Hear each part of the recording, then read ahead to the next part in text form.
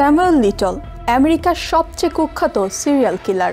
Samuel Little উর্ফে Samuel McDowell আমেরিকার ইতিহাসের সবচেয়ে কুখ্যাত সিরিয়াল কিলার। তিনি 93টি খুনের কথা স্বীকার করেছেন। এগুলোর মধ্যে 60টিরও বেশি খুন প্রমাণিত হয়েছে।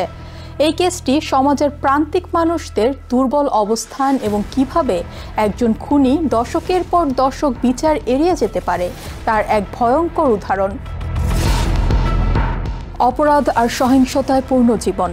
1940 সালে জর্জিয়া স্টেটে জন্ম নেয়া স্যামুয়েল লিটল ছোটবেলা থেকেই বিপদসংকুল জীবনের মধ্য দিয়ে বড় হয়েছেন। নানির কাছে বড় হওয়া, তরুণ বয়সে স্টেট থেকে স্টেটে ঘুরে বেড়ানো এবং সেই সময় থেকেই ছোটখাটো অপরাধে জড়িয়ে পড়া, যেমন চুরি, দোকান থেকে জিনিস নেওয়া, মারধর করা, সবই ছিল তার জীবনের অংশ। 1970-এর দশকে তিনি এক ভয়ঙ্কর প্যাটার্ন গড়ে তোলেন। এমন নারীদের টার্গেট করেন যাদের প্রতি সমাজের তেমন মনোযোগ থাকে না।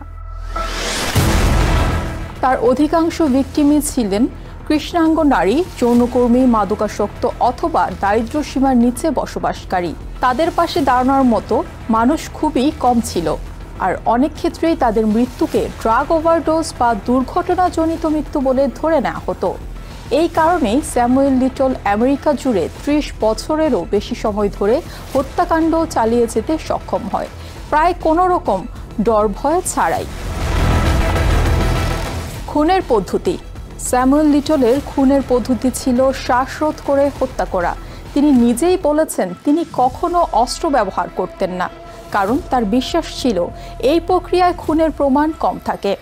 1970 দশকে শুরু থেকে 2005 সাল পর্যন্ত তার খুনের ছাপ পাওয়া গেছে অন্তত 19টি স্টেটে, ক্যালিফোর্নিয়া থেকে শুরু করে ফ্লোরিডা পর্যন্ত।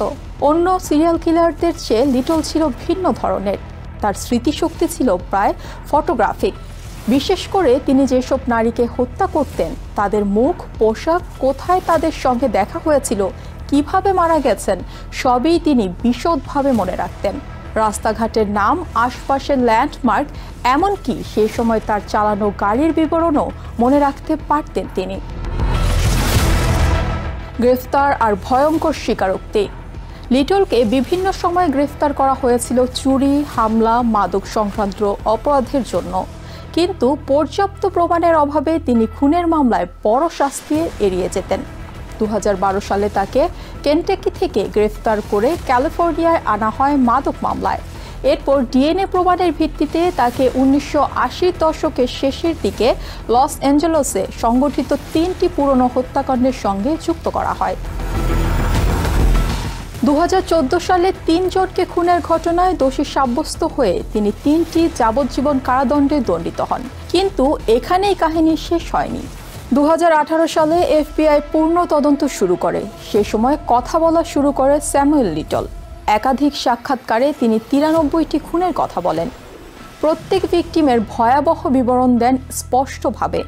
এমনকি তিনি নিজ হাতে অনেক ভিকটিমের প্রতিকৃতি এঁকে দেন, যেগুলো ছিল ঠান্ডা মাথার নিখুঁত বর্ণনা। এফবিআই তার বক্তব্য যাচাই করতে থাকে এবং অন্তত 60টি হত্যাকাণ্ড নিশ্চিত করে। এর ফলে স্যামুয়েল লিটল হয়ে ওঠে ভিকটিম সংখ্যার দিক থেকে আমেরিকার ইতিহাসের সবচেয়ে ভয়ঙ্কর সিরিয়াল কিলার। প্রাতিষ্ঠানিক ব্যর্থতা। স্যামুয়েল লিটলের এই দীর্ঘ খুনের যাত্রা সম্ভব হয়েছিল রাষ্ট্রীয় এবং সামাজিক ব্যর্থতার কারণে। অধিকাংশ ভিকটিম ছিলেন কৃষ্ণাঙ্গ বা দরিদ্র নারী, যাদের নিখোঁজ হওয়ার খবর তেমন প্রচারও পায়নি, তেমন তদন্তও হয়নি। তাদের মৃত্যু অনেক সময়ই উপেক্ষিত থেকে গেছে, ভুলভাবে শনাক্ত করা হয়েছে বা একটির সঙ্গে আরেকটি সংযুক্ত করা হয়নি।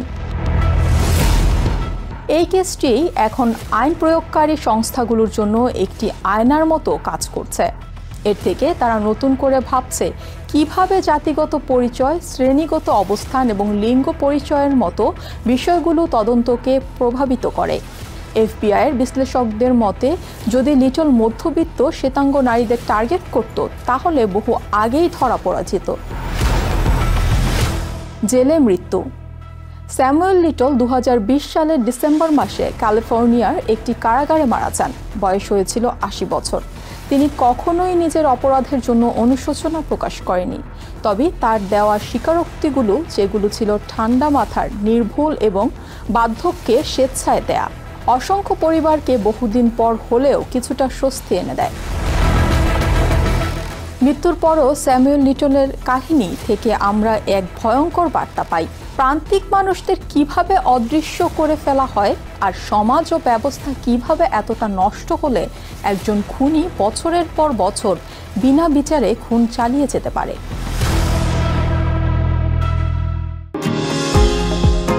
নিউ ইয়র্ক থেকে সম্প্রচারিত TVN 24 টেলিভিশন বিশ্বজুড়ে বাঙালির কণ্ঠস্বর।